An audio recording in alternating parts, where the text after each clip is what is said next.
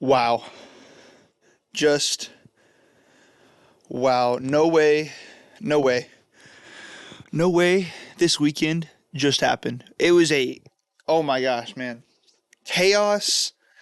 This is get this out of here. I don't even need this chair. This is a nuclear weekend. This is a chaotic weekend. College football is the greatest sport on the entire planet. And yeah, we were blessed with an incredible weekend of upsets. I don't even know how to do this video right now.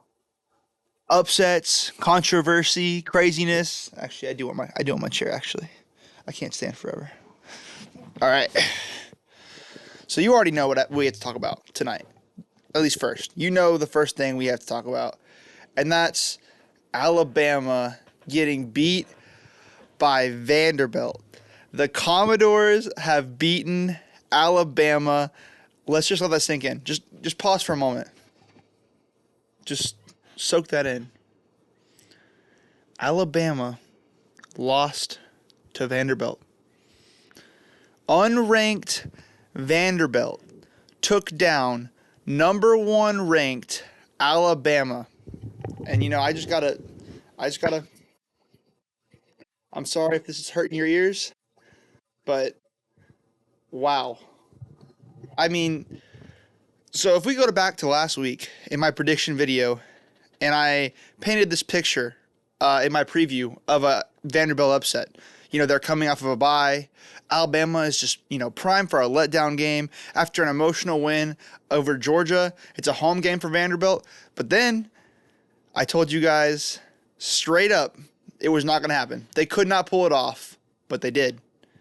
And I have never been so happy to be wrong. Down with the Tide, the Vanderbilt team that lost to Georgia State and a close loss they had against Missouri came in and beat Alabama. Insane. That Missouri team they beat just got boat raced by A&M. Georgia State, they're Georgia State. They couldn't beat them, but they come in and you beat the number 1 team in the country and shock the world. Alabama, I don't even, hold on.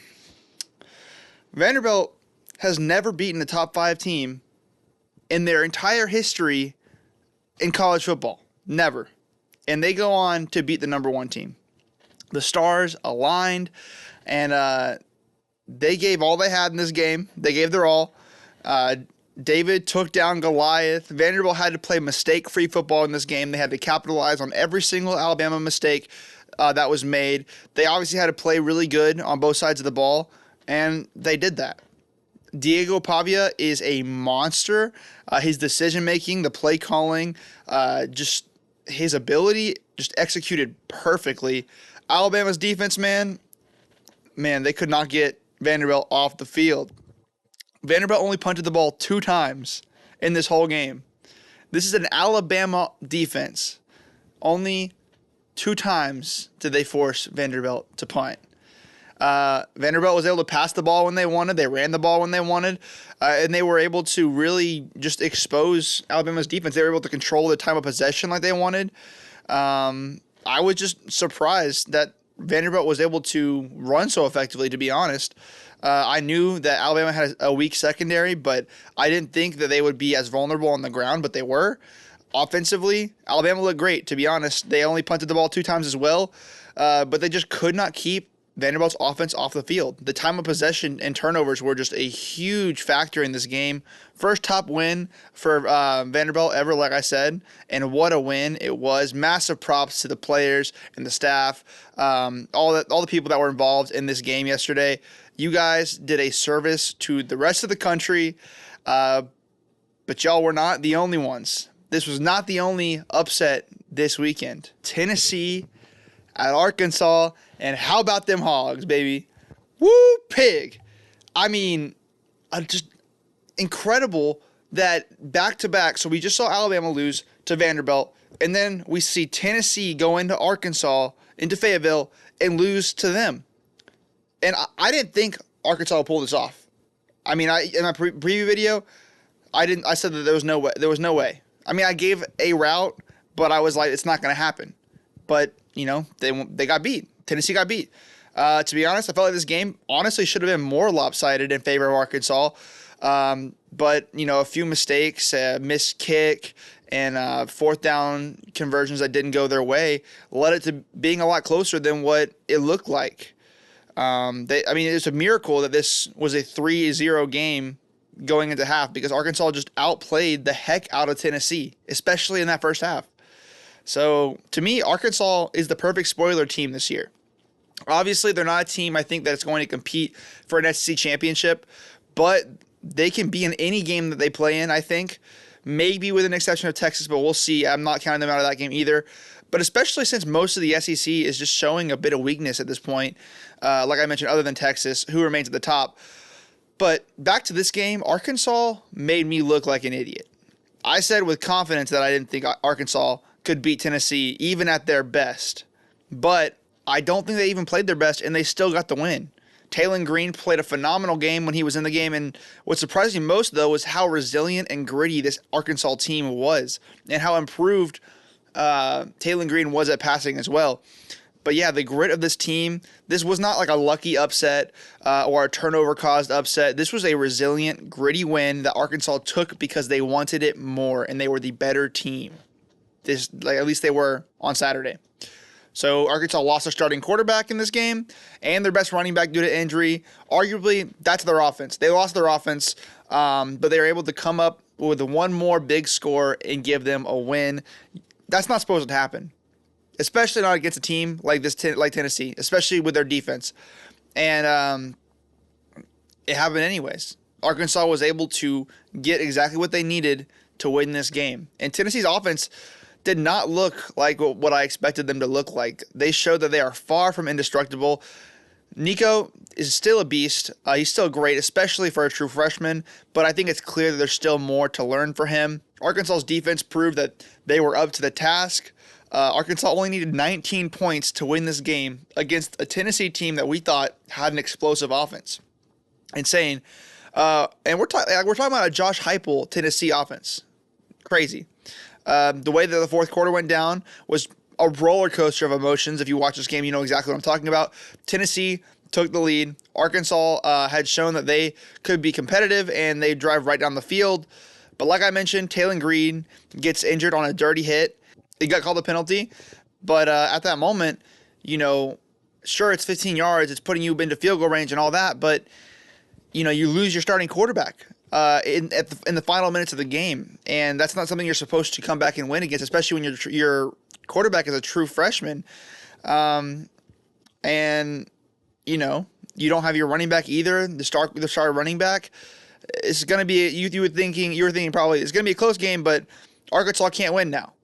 But they did. I mean, that backup quarterback and that center seemed to not have the synergy. The snaps were weird, some fumble snaps, and they weren't on the same wavelength. But on the last drive, they got it done. They scored a touchdown. It was a 1-point lead for Tennessee, but that really felt like a multi-score lead up to this point. And I counted Arkansas out here.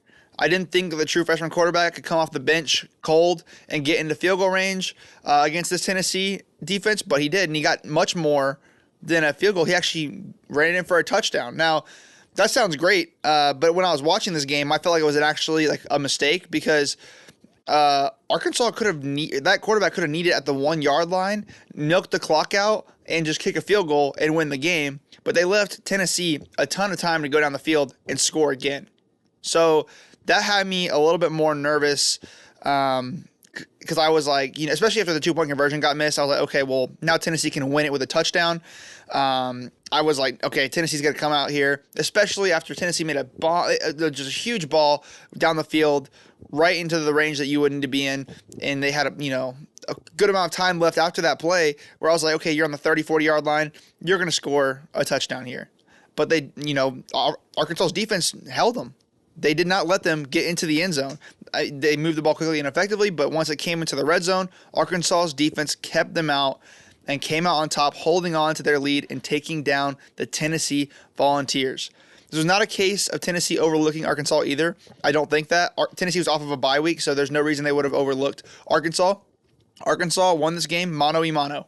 Arkansas played like the better team, and that's really all there is to it in this game.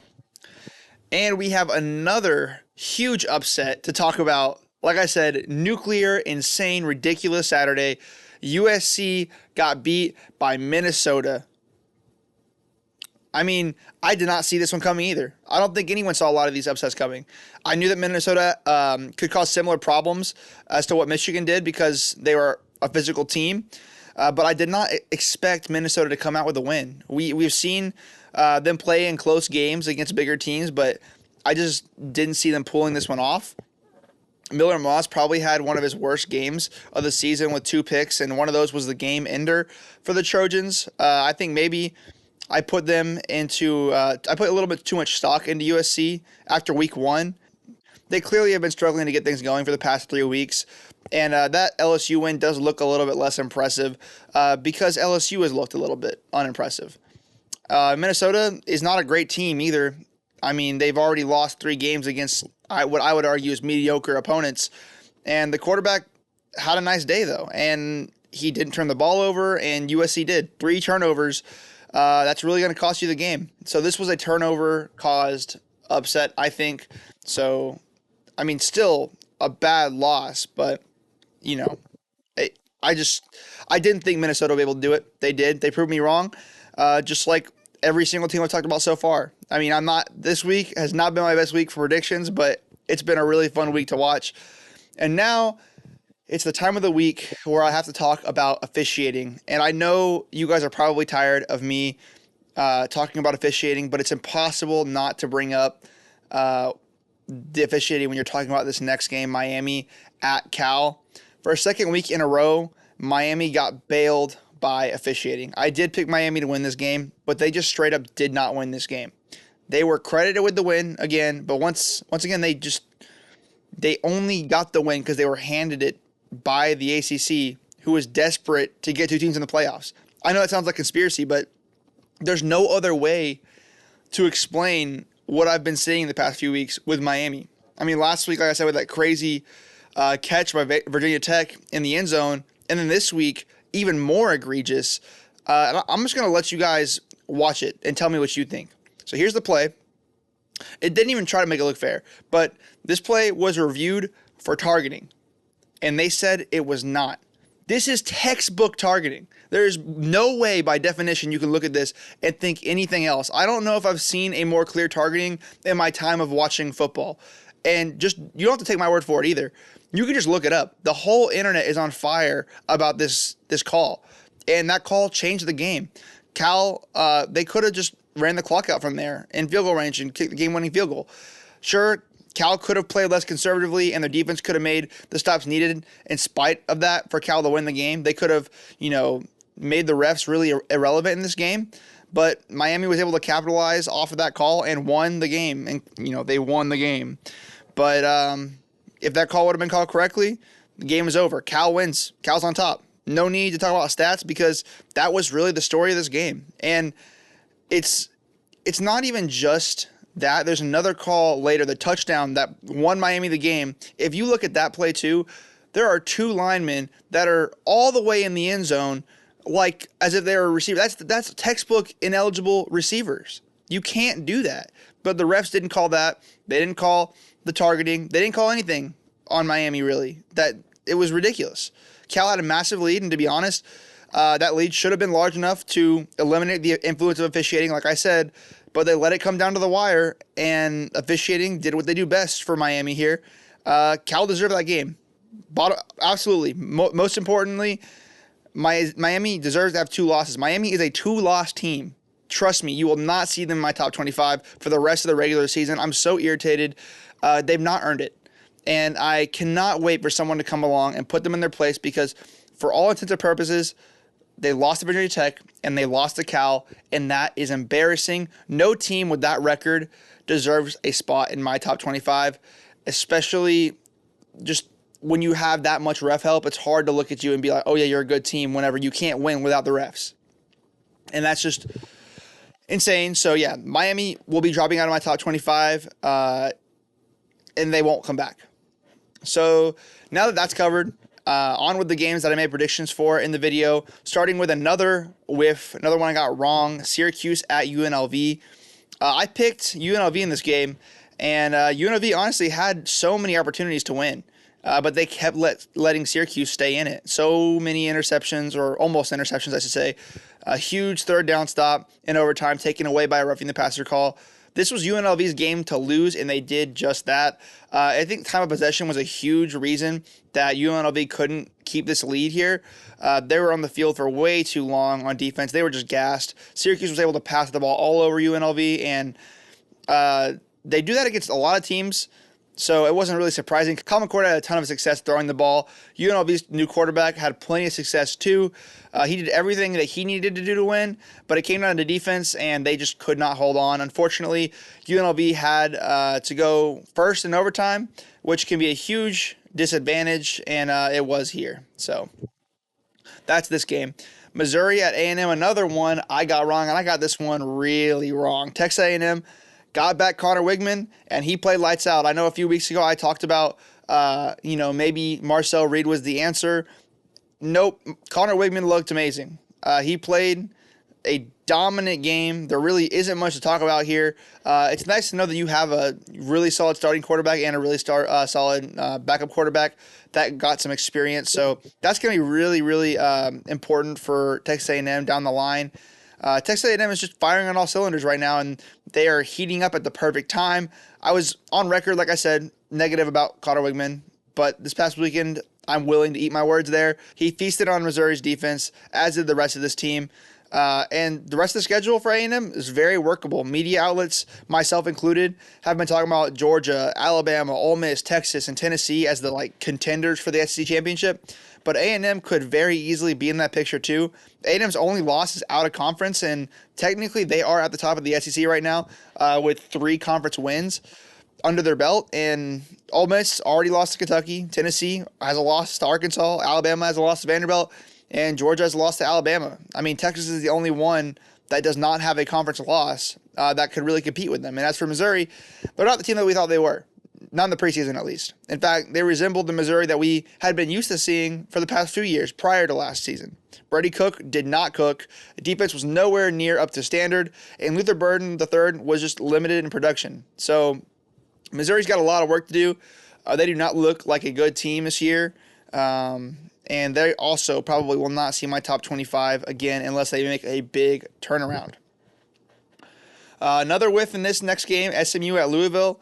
Third whiff in a row. SMU beat Louisville in a shootout, and they have a heck of a quarterback at SMU. It's a mystery to me how Kevin Jennings did not start at the beginning of this year. But it's a beautiful thing to see SMU in this type of light again. If you don't know what makes SMU winning so uniquely interesting, go on YouTube and find the Pony Excess. It's an excellent little mini documentary that ESPN did. But to break it down really quickly, SMU used to be a powerhouse back in the day, but due to a scandal, they got what was called the death penalty, which is essentially that they were not allowed to have a football team for 2 years, and it just destroyed this program for decades. But they clawed their way back, and they got to the top of the G5, and now they're showing that they can have success in a power conference, and I cannot help but hope that they win this conference this year since Florida State can't do it. I was high on them to start the season. In fact, I mentioned them as a sneaky title contender for the ACC, but after almost losing to Nevada and losing to BYU, I kind of thought my prediction was dead in the water. But no, they seem to be revitalizing that real quickly. SMU is not the same team under Kevin Jennings as they were at the beginning of the season. Defense is definitely still a problem. Louisville found a lot of success on offense here, but SMU's offense was also just unstoppable, and they simply just won the shootout. This was a road game for them that was a huge win at Louisville, and they once again won the turnover battle. It's starting to become a huge trend for them. It's another team that you look down the schedule and you see a real path here. I don't see a team left on their schedule that they should not be favored against. Should be very, very interesting going forward. Next, I have Ole Miss and South Carolina. Next, I have Ole Miss at South Carolina, and finally, a game that I got right. Ole Miss ended up dominating the Gamecocks here at their own place. Game was never in question. What a bounce back win for Ole Miss here against a South Carolina team that should not be discounted. South Carolina dominated Kentucky, the team that ended up beating Ole Miss, and the South Carolina team also went toe to toe in, arguably beat LSU. So this is not a bad South Carolina team. Last week, I said that I couldn't shake the talent edge for Ole Miss, though, in this game, and that I thought Ole Miss's offense would be too hard for South Carolina to contain. And 27 points may not be as explosive as we saw from Ole Miss earlier in the season, but certainly enough to win here, especially when you hold the opponent to 3 points. And that brings up my other point that I made in my predictions. And I said that South Carolina was going to have to get it done on the ground to be in this game, and they couldn't quite do that. I also questioned the legitimacy of Ole Miss's defense. I point out that they were one of the best run defenses in the country and one of the best at getting sacks, but the quality of competition may have inflated those numbers. Well, they seem legitimate. It's no surprise that Ole Miss was able to get sacks here because South Carolina has a big problem with that. Like on their offensive line, they're just not good at keeping out pressure. Ole Miss was able to rack up 6 sacks here, though, so still massively impressive, and 10 tackles for loss. So defense had a field day. South Carolina was not really able to attack the vulnerabilities of this Ole Miss defense, which I think is the secondary. Honestly, South Carolina wasn't able to do much of anything to attack Ole Miss. Ole Miss defense stopped South Carolina from getting anything going. No touchdowns in this game. One area that I think maybe not is talked about enough is Ole Miss's offensive line. South Carolina's defensive line is very good at getting pressure, but they were only able to get 1 sack in this game. I still think Ole Miss has yet to reach their potential this season, so keep an eye out for them. But this was a huge win for the Rebels. Next is Rutgers at Nebraska. We're starting to get on a roll here. Another one I got right, and I got this one really right. It was a defensive battle. Who would have thought? Me. I told you guys it would be a low-scoring game, and I think 14-7 constitutes as a low-scoring affair. I predicted this game pretty much perfectly. I said the game would be, like I said, low-scoring. I said Nebraska would win, and I said that they would do it by plugging up Rutgers' run game. Well, all of that happened, and like I said, if the run game goes away for Rutgers, they're going to have a really hard time offensively. And yeah, 2 interceptions and only 1 touchdown. That's pretty rough. Rutgers was scoreless in the first 3 quarters of this match. Nebraska's defense is definitely no joke. Offensively, I still think Nebraska has a lot of distance to climb, but Dylan Raiola didn't turn the ball over, and in a game with margins like this, that can win you the game, and it did here. Next, Michigan at Washington, and we're back to misses here because I picked Michigan to win this game, but they lost. Michigan lost this game. We saw a third quarterback play here for Michigan, and Jack Tuttle. Alex Orji got benched, and we saw a different style of offense that we're used to seeing from this Michigan team. But clearly, this offense was not built around the skill set of Jack Tuttle. On the other hand, Washington did what they did and passed the ball a ton. Will Rogers continues to look great for the Huskies, and they even finished drives, which had been an issue for them for a lot of this season. It was a really, really close game for a lot of it, but the fourth quarter, Washington started to pull away a bit. But like I said in the preview, Michigan is a very beatable team if you have the right profile of team to do it. And I thought Washington fit that profile even in my preview. I was right about that, even if I did pick Michigan to win anyways. But I should have seen this coming, to be honest. I think that my want for Michigan to win outweighed my judgment in this one because all the signs did point towards Washington winning, and I just ignored them. So that's all there is to this one. Next, I have UCF at Florida, another one I got wrong. UCF let me down last week, and they just did it again this week. I was willing to overlook last week, though, and pick them again because I thought that might have been a fluke, but they're just not ready for the moment yet. They clearly tried to make a comeback at the end, but it was too little too late, and I'm really just disappointed in their offense, to be honest, because I knew what to expect from their defense. They weren't very good on defense, but this offense has no reason looking this bad with firepower that good. It's no secret that their defense was atrocious, like I said, but the fact that this offense has been so stale is a real shock to me. Florida really dominated this game in all phases. That advantage I thought that UCF had against Florida's rush defense, not here, not on Saturday. And it's embarrassing to have that kind of performance against this bad of a Florida team they made Florida look like a good team, and they're really not. UCF has a lot of growing to do. A huge loss for them and a big win for the Gators. They needed this one. They have a really, really rough schedule ahead. This is the home stretch where there's a lot of really brutal games here, but I do think Florida is going to end up coming up with an unexpected win in one of them. But yeah, I'm not really going to go into the other games like I normally do that are on the socials. I'll just, go and tell you quickly about some of them. But, TCU lost to Houston. Houston made a quarterback change. That looks to be a really big win for them because they hadn't been able to do nothing on offense. So that's a huge deal for Houston as they look to hopefully improve towards the later end of the season. Pitt remains undefeated, taking down North Carolina. Wisconsin dominated Purdue. To be expected, Purdue's really, really bad. Let's see. Ohio State took care of business against Iowa. Indiana also remaining undefeated after they won against Northwestern. Virginia Tech beat Stanford, so big win for them. West Virginia, like I said, they beat Oklahoma State. Oklahoma State's not the team that we thought they were originally. West Virginia really handled them. Florida State made a quarterback change. They look better, but obviously not good enough to beat Clemson. Iowa State remains undefeated. Georgia Tech got the win against Duke. And Texas Tech beat Arizona. They might be a team to watch out for. They're just right on the verge of my top 25. So that's another team to just keep an eye on because after the first, few weeks of the season, I kind of counted them out, but they look like they're onto something too. But that's it for this video, guys. I hope you guys enjoyed. It was a crazy weekend. Hopefully we get another awesome, incredible weekend this upcoming weekend because it's a big, this is the one that everyone has circled, October 12th. A lot of big games happening this weekend, so a lot to watch for. Anyways, I hope you guys have a great night or a great day whenever you're watching this. And, peace.